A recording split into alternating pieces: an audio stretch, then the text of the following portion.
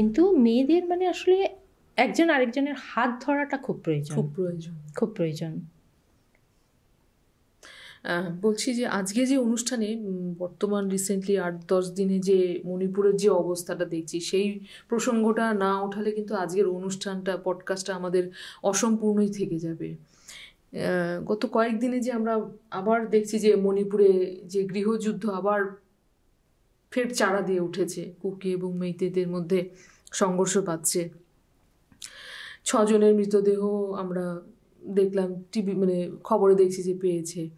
এই যে গৃহযুদ্ধ হচ্ছে গত 1 থেকে 1.5 বছর ধরে, এত মানুষ সেখানে আশ্রয় শিবিরে রয়েছে, ছোট ছোট শিশুরা, ওদের ভবিষ্যৎ কি হবে? ওরা স্বাভাবিক স্কুলে স্বাভাবিক পরিবেশের মধ্যে বেড়ে উঠতে পারছে না, ওদের ভবিষ্যৎও মানে এই প্রশ্নের মধ্যে চলে এসেছে। এই যে এই গৃহযুদ্ধ, এর সমাধান সূত্রটা ঠিক কোথায়? আপনি এটাকে কিভাবে বিশ্লেষণ করবেন? হ্যাঁ, এটা আমি বলবো, মানে আমি তোমার এই অনুষ্ঠানের মধ্যে দিয়ে আমি মেয়েদের অনুরোধ জানাবো যে আমার আগামী সপ্তাহে যে বইটা আসছে, অগ্নিতপ্ত মণিপুর,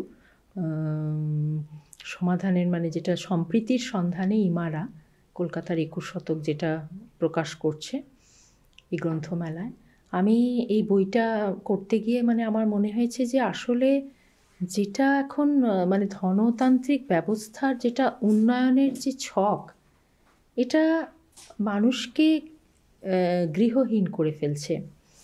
কারণ মানুষের কি হচ্ছে যে বহুজাতিক কোম্পানিগুলোর হাতে অনেক মাটি চলে যাচ্ছে, এবং সেই অঞ্চলগুলোতে কি হচ্ছে মানুষের মানে আমরা দেখলাম যে একটা যুদ্ধের পরিবেশ তৈরি হচ্ছে। কারণ আমরা যখন দেখছি যে রোহিঙ্গা, এত লক্ষ লক্ষ রোহিঙ্গা মহিলা একটা মিয়ানমার থেকে চলে যাচ্ছে বাংলাদেশে, গণধর্ষণ হচ্ছে, যেটা আমরা মুক্তিযুদ্ধের সময়ও দেখেছিলাম।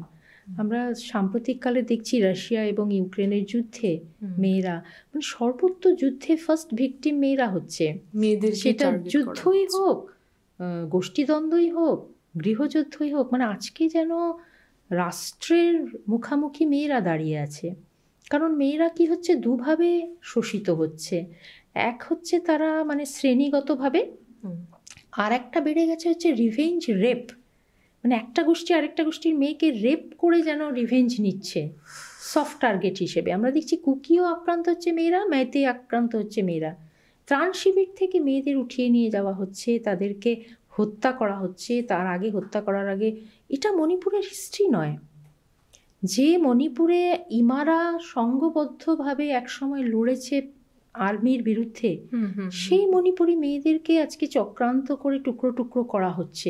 কোথাও যেন আমরা দেখতে পাচ্ছি যে ব্রিটিশরা যে ডিভাইড অ্যান্ড রুল পলিসিটা তৈরি করে গিয়েছিল, সেই ওই প্রভাব থেকে কিন্তু আমরা আজও মুক্ত হতে পারিনি। আজকে কি হচ্ছে, আরেকটা ডেঞ্জার বিষয় হচ্ছে যে আজকে এই সম্পূর্ণ মার্কেট ইকোনমি অ্যান্ড কর্পোরেট মানে বহুজাতিক যে সমস্ত কোম্পানিজ এবং রাষ্ট্রের একটা যেন নেক্সাস তৈরি হচ্ছে, যার ভিকটিম হচ্ছে মেয়েরা। মানে আমি যখন কুকির এই অঞ্চলগুলোতে, যেখানে এই আজকে 60,000 মানুষ যদি ত্রাণ শিবিরে থাকে এবং সেখানে নির্বিকার একটা দেশ, ভাবা যায় পরিস্থিতি অবস্থাটা কেমন রয়েছে। কত হাজার, 22,000 না 23,000 শিশু শুধু ট্রমাটাইজড হয়ে আছে। আমরা এটা বুঝতে পারছি না। আমরা এখানে শিশু দিবসে শুধু রং পেন্সিল দিয়ে আঁকাচ্ছি বাচ্চাদের, আর ওখানে শিশুরা কি হচ্ছে, ওখানে শিশুরা মানবাধিকার লঙ্ঘন হচ্ছে, একদম মানবাধিকার লঙ্ঘন হচ্ছে। এবং এক্ষেত্রে যারা দেশের অভিভাবক, তারা আসছেন না অঞ্চলগুলোতে, মূলত তারা বিদেশের যুদ্ধ নিরাময়ের মানে অ্যান্টিবায়োটিক খুঁজছেন। কিন্তু আমার দেশে যে আমার বাড়ির কাছে আমার প্রতিবেশীরা যে আক্রান্ত, একটি কুকি ছেলে, একটা অনুষ্ঠানে আমি গিয়েছিলাম, একটি কুকি ছেলে, তার চোখ ছলছল করছে। সে যখন বলছে যে আমরা জানি তোমরা আমাদের কেউ নও, তখন আমাদের সবার অডিয়েন্সেরই চোখে জল আসে যে সত্যি কি আমরা ওদের হতে পারছি? আমরা পাচ্ছি না। আমরা শুধু গৃহযুদ্ধ, গোষ্ঠীদ্বন্দ্ব বলে রেখে দিচ্ছি। কিন্তু কেন হচ্ছে? ওদের মাটিটা কাটছে কারা? ওখানে উন্নয়নের নামে আজকে একটা স্বাধীন স্বাবলম্বী কমিউনিটিকে আবার অবলা করে দেওয়ার কি দরকার? যে তোমাদের ত্রাণ শিবিরে নিয়ে আসছি, ওরা তো কর্মঠই ছিল।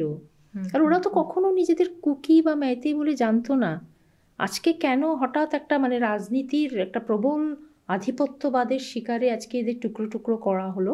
মণিপুরের অবস্থা খুব খারাপ, এবং আমার মনে হয় যে মণিপুরের উপর কন্টিনিউয়াসলি মানে একটা প্রোগ্রাম হওয়া উচিত, মেয়েদের করা উচিত।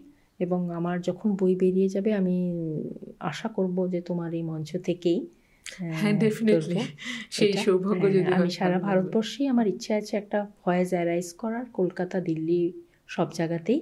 কারণ আমার নিজের মনে হয় যে আজকে মণিপুর আজকে কিন্তু আফ্রিকার এই সেই সব সাবঅল্টার্ন দেশগুলোর মতো হয়ে যাচ্ছে, যেখানে নিজেদের মধ্যে কাটাকাটি মারামারি করে শেষ হয়ে যাবে। এবং তার একটা বড় কারণ কিন্তু প্রাকৃতিক সম্পদ লুণ্ঠনের চক্রান্ত। সেই জন্য আমরা যে যতটা নিজের জায়গা থেকে মানে ভয়েস অ্যারাইজ করতে পারবো, এবং একটা আমাদের এত কাছের একটা রাজ্যকে আমরা যদি 7 বোন বলা হতো এবং আজকে অষ্টলক্ষ্মী বলা হচ্ছে, এবং সেখানে একটা স্টেট ভার্চুয়ালি মানে মারা যাচ্ছে, এই স্টেটটার জন্য যদি আমরা মানে একটু ভাবি, একটু করি, তাহলে আমার মনে হয় অন্তত নিজের কাছে আমরা আর কি একটু পরিষ্কার থাকবো। আমরা আশা করছি খুব শীঘ্রই মণিপুরের স্বাভাবিক পরিবেশ ফিরে আসবে। এবং আজকে আমরা অনুষ্ঠানের একেবারে শেষের পর্যায়ে চলে এসেছি। আজকের পডকাস্ট শেষ করার আগে কয়েকটা প্রশ্ন আপনাকে করব। আপনি কর্মক্ষেত্রে এতদিন ধরে এই লেখালেখির জগতে আছেন, আপনার সেরা মুহূর্ত কি? সেরা মুহূর্ত তো আমার শুধু কর্মক্ষেত্রই নয়, আমার ছোট ছোট অনেক মুহূর্ত আছে। আমার যখন প্রথম মানে এখানে আসা, আমার জীবনসঙ্গী আমাকে যখন হাত ধরে একটা জায়গার সাথে ইন্ট্রোডিউস করাচ্ছে, আমার পারিবারিক জীবনে আমি একজন মা, আমার ছেলের ন্যাশনাল প্লেয়ার, ও যখন ট্রফি আনে, সেগুলো আমার খুব ছোট ছোট ভালো মুহূর্ত, খুব ভালো লাগে, এনজয় করি। আবার নিজের লেখার মুহূর্তে কিন্তু আমার মনে হয় মানে আমি একদম নিজের লেখা নিয়ে স্যাটিসফাই হই না। আমার সবসময় ভেতরে একটা মনে হয় যেন আমি যা বোঝাতে চাইছি বোঝাতে পারছি না। কিন্তু আমি যখন ম্যানুস্ক্রিপ্ট পাঠাই এবং কোনো প্রকাশক যখন বলে না আপনি ভালোই লিখেছেন, এটা ছাপো, তখন আমার মনে হয় যেটা আনন্দের মুহূর্ত, তাহলে বোধ হয় এরকম মনে হয় আর কি। বেশ, আপনি বই পড়তে ভালোবাসেন। আপনার ছোটবেলা থেকে পড়া বইয়ের মধ্যে সেরা সাহিত্যিক কাকে বেশি, কার বই পড়তে বেশি ভালো লাগে? সেটাও একজনের বলতে পারবো না। আমার বই পড়তে এবং সঙ্গে একটা গান বাজা, এরকম আমার ছবি দেখা, নাটক, এগুলো সবই ভালো লাগে।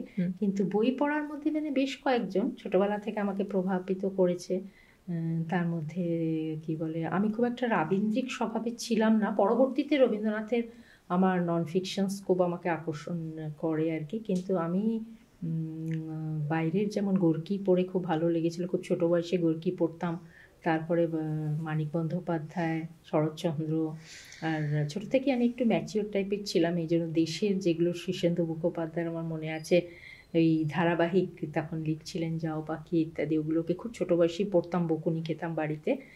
আর মহাশ্বেতা দেবী খুব ভালো লাগা, প্লাস মানে এখন অরুন্ধতী রায় খুব ভাল লাগে। এবং অসমীয়া সাহিত্যেরও আমি বলবো এক্ষেত্রে যে হোমেন বরগোহাঁই, নিরুপমা দি এবং মামনি রায়শ্যাম গোস্বামী ভাল লাগে। হিন্দিতে আমার প্রেমচাঁদ ভাল লাগতো। একটা বলে নয়, আমার অজস্র এক একটা সময় এক একটা মানসিকতায় পড়লে মনে হয় যখন সমাজের রিফ্লেকশন দেখি তখন মানে খুব ভাল লেগে যায় আর কি। কারোর ভাষা ভাল লাগে, কারোর প্লট ভাল লাগে, কারোর কন্টেন্ট, কারোর ফর্ম সেভাবে ভাল লাগে। দর্শকরা, আমরা আজকের অনুষ্ঠানের একদম শেষ পর্যায়ে চলে এসেছি এবং সুপর্ণাদি, আজকের এই পডকাস্ট শেষ করার আগে একটা শেষ প্রশ্ন হচ্ছে, জীবন দেবতা যদি আপনাকে আপনার পুরো জীবনটাকে আবার দ্বিতীয়বার একদম শূন্য থেকে যদি বাঁচার সুযোগ দেয়, তাহলে আপনি কিভাবে জীবনটাকে গোছাতে চাইবেন? প্রথমত তো আমি মানে দ্বিতীয় জন্ম সম্পর্কে আমার কোনো আগ্রহ নেই এবং এটা আমি বিশ্বাস করি না। সেকেন্ডলি হচ্ছে যে হ্যাঁ, আমি মানে আর কিছুদিন পরেই হয়তো সিনিয়র সিটিজেন হব, এখন একটু টাইম আছে। তো আমার মনে হয় আরও আমার কাজ করার ইচ্ছে আছে, যদিও শারীরিকভাবে বিভিন্ন রোগ বাসা বাঁধে নিচে তা নয়।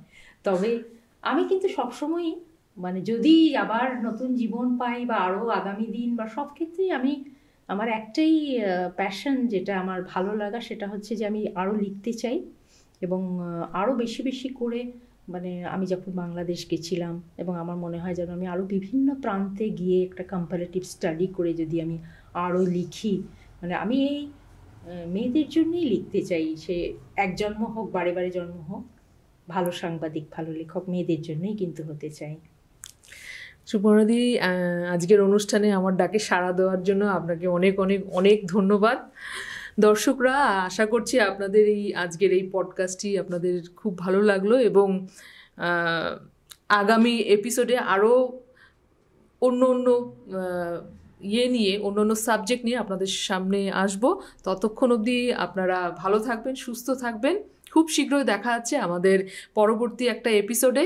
নমস্কার। তোমাকেও আমি এই মঞ্চ থেকে ধন্যবাদ জানাই যে একটা এত সুন্দর পরিকল্পনা তুমি করেছো, এবং তোমার মাধ্যমেই আমি পুরো অডিয়েন্সদেরকেও বলবো যে আসলে তোমার এই অনুষ্ঠানগুলো যাতে ধারাবাহিকভাবে দেখে, কারণ আমার বিশ্বাস তুমি প্রত্যেকটা এপিসোডেই নতুন নতুন কিছু নিশ্চয়ই দেবে। ধন্যবাদ। একদম চেষ্টা করবো সুপর্ণাদি। ধন্যবাদ।